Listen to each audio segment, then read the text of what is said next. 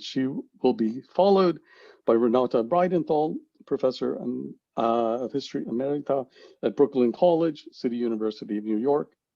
Also worked on the syllabus under the auspices of Historians for Peace and Democracy. Thank you. There's another aspect besides ineffectiveness, and that is blowback. There are ways in which these sanctioning methods of sanctioning are actually creating harm back on the United States, and I'm limiting myself to the US sanctions.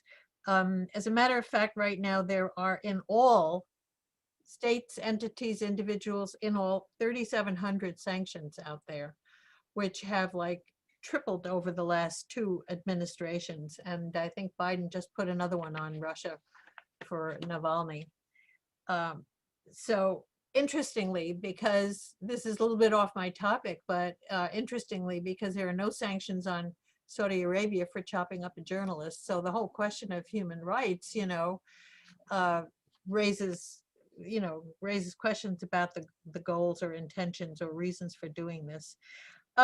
So what I was interested in and followed up on was the unintended consequences of some of these sanctions, and they are of several kinds. For example, other countries may replace the US in trade. So the European Union has developed its own relationships with Iran, which we have under sanction, by developing a new mechanism called the Instrument in Support of Trade Exchanges, or INSTEX. So that's an evasion, which makes us ineffective. China has organized a very large, I think it's 19 countries, Regional Economic Partnership Agreement, RCEP, which actually includes the Quad, the 4 members that are engaged with the United States in a kind of a protective, it's not a military alliance, but a connection that includes Japan, Australia, and India. So they can be with us politically and economically in the Chinese economic sphere, which is another kind of contradiction. Another way that that sanctions don't work and might even be damaging, in the case of penalizing Russia through sanctions on its agricultural exports, that actually has turned them to import substitution, which has made them one of the outstanding agricultural exporters right now and has damaged some American farmers or large farm, businesses. So that's imports and substitution.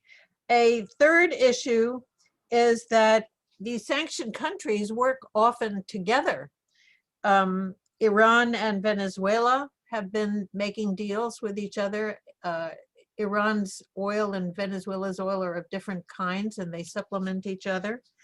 Russia and China have been working very closely together. This, I think, is one of the outstanding problems in terms of blowback. There are, not only do they trade in each other's currencies, which is another way that sanctions are evaded and damage dollar supremacy, but Russia and China, I can't imagine anything crazier than pushing these 2 countries closer together from the US point of view of policy, which is what's happening. So, for example, the Polar Silk Road, now that the Arctic has opened up, trade can go through the Polar Silk Road. There's also a railway that is underneath that is the part of the Belt and Road Initiative.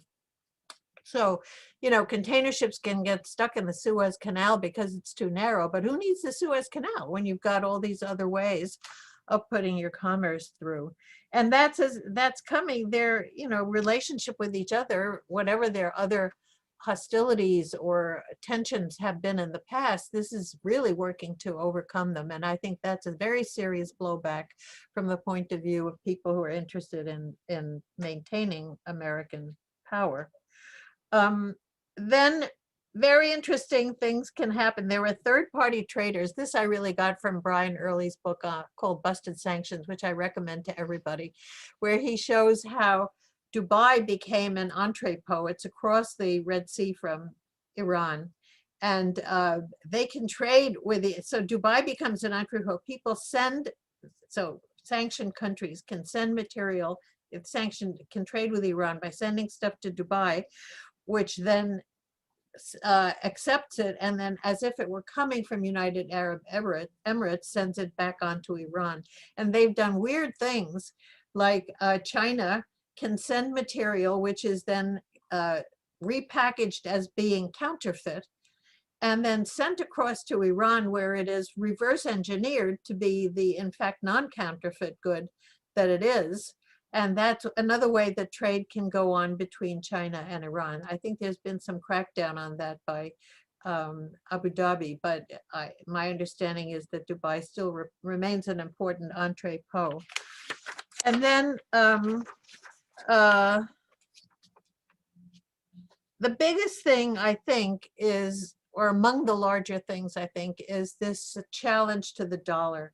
And there really is a major set of variants to de-dollarization going on at this time.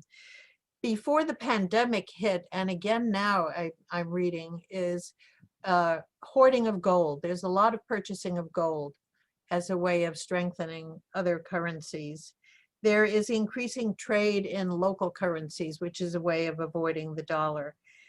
The digitalization of currency is suddenly picking up a lot of steam. It's even in contemporary media. That is a way of avoiding the SWIFT exchange, which is an acronym for Society for Worldwide Interbank Financial Telecommunications, SWIFT, which has been the major tool for financial transactions and is done in terms of US dollars. So challenges include, as I have said, the hoarding of gold, the trade in local currencies, and now the digital.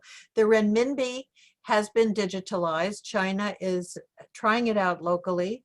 The fear on the part of American policymakers is that it can become a reserve currency. This would not be an immediate challenge to the dollar, but it would enter into a basket of currencies and be strengthening the alternatives to relying entirely on the American dollar. So the European central banks are now considering supporting it. Christine Lagarde came out in favor of central banks ought to be looking at it.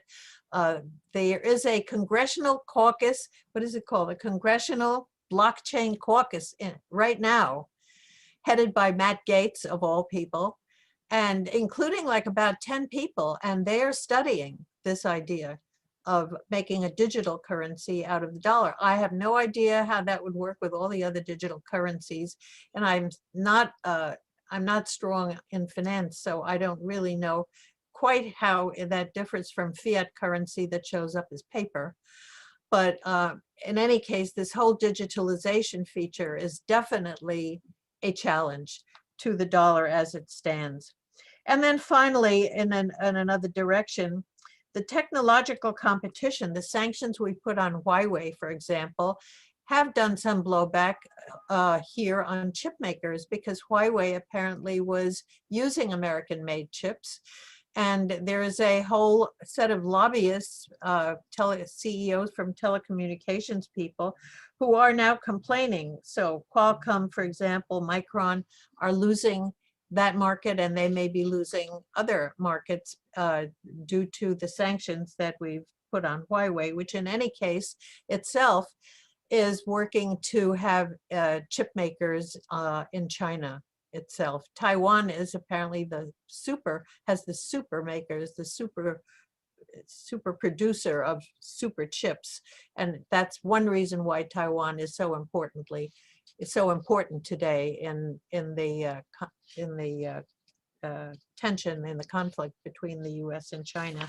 So altogether, I think it's not only that sanctions haven't worked, it's that they've really done real damage back here. And I think that a growing number, I didn't make this up, I got this from, people who are looking at the problem. So that problem is out there, and it is definitely being discussed. So that's what I have to say about that.